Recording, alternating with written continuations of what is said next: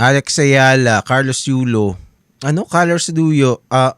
Golden Boy lead the major contenders vying for the 2025 Athlete of the Year honor in the Philippine Sports Writers Association Awards. Oo nga, no? Yulo versus Ayala. Tingnan nga natin to. Matinding matinding choice yan. Sino ang pipiliin mo? Si Yulo o si Ayala? Pero tingin ko lamang si Ayala. Although tong si Carlos Yulo, nag-gold na naman siya eh. After winning 2 gold medals in the 2024 Paris Olympics. Ito mo, dalawang Pero sa 2025 teka. Yulo reasserted his place among the best among the world's best gymnasts by claiming the gold in the 53rd FIG Artistic Gymnastics World Championships in Jakarta. He also snared a bronze medal in the floor exercise. For 2025, I would have to give it to Ayala. Pero mas mataas ang achievement ni Yulo kasi meron siyang gold. Si Ayala, nag-gold medal ba si Ayala? Teka. Sanchez. Teka. Nasaan yung kay Ayala? Ito.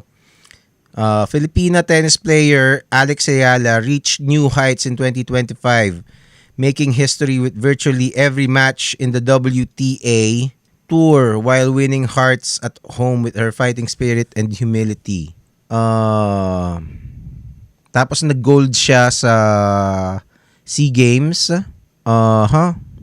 Si Manny Pacquiao napasama pa rin sa napasama pa siya sa kino-consider. Wag na si Manny Pacquiao, 'di ba? Ano ba yung pinakamatinding achievement ni Ayala ngayon? Anyway, in terms of popularity and breaking through, no contest, Alex Ayala ang lamang doon kasi first time na a Filipina made waves dito sa international tennis. Legit superstar si Alex Ayala, and she'd probably be a lot more popular in the future kasi ang bata pa lang niya, 20 pa lang ata siya or 19. She's very attractive. Ang ganda niya, ang tangkad niya. She plays very well. She's very emotional, 'di ba? When she plays, makikita mo yung emotions niya, yung passion niya pag naglalaro at saka pag nananalo, pag natatalo. So, she's a legend in the making, and hopefully she stays healthy, hindi siya magkaroon ng mga injuries, and she gets a long career, and she gets the right advice. Pero galing sa athletic family tong si Ayala kaya I think she's in good hands, and she's got the best coaches in the world.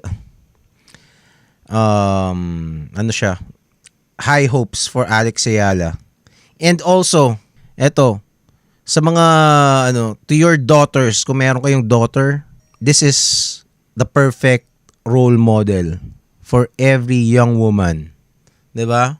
Kaysa yung mga hubadera sa TikTok, yung ang i-follow nyo, or let's say yung mga international na let's say sina Sabrina Carpenter na puro kabastusan yung mga pinagkakakanta, 'di ba? Or I don't know, mga Viva Max. Yung Viva Max. O kaya yung mga walang kwentang influencer sa TikTok, sa social media. Ito na lang, si Alex Ayala, perfect role model for every young Filipina or any young woman, for that matter, or young girls, 'di ba? Kasi yung habang bata ka, doon ka magkakaroon ng idol nung 2010s, ang counterpart niya for me was Alyssa Valdez, yung volleyball player. Napaka-inspirational nung babaeng yun. And Alex Ayala, same vibes. Kasi yung fighting spirit ni Alyssa Valdez dati, grabe. Tapos ang galing niya, tapos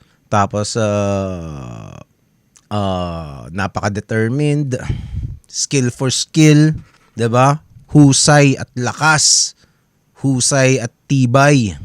Same thing with Alex Ayala right now. So, ano siya? Goods na goods tong si Alex Ayala sa akin.